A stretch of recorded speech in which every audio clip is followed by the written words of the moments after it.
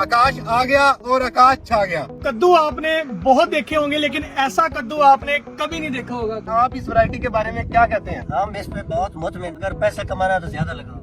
जबरदस्त वैरायटी है।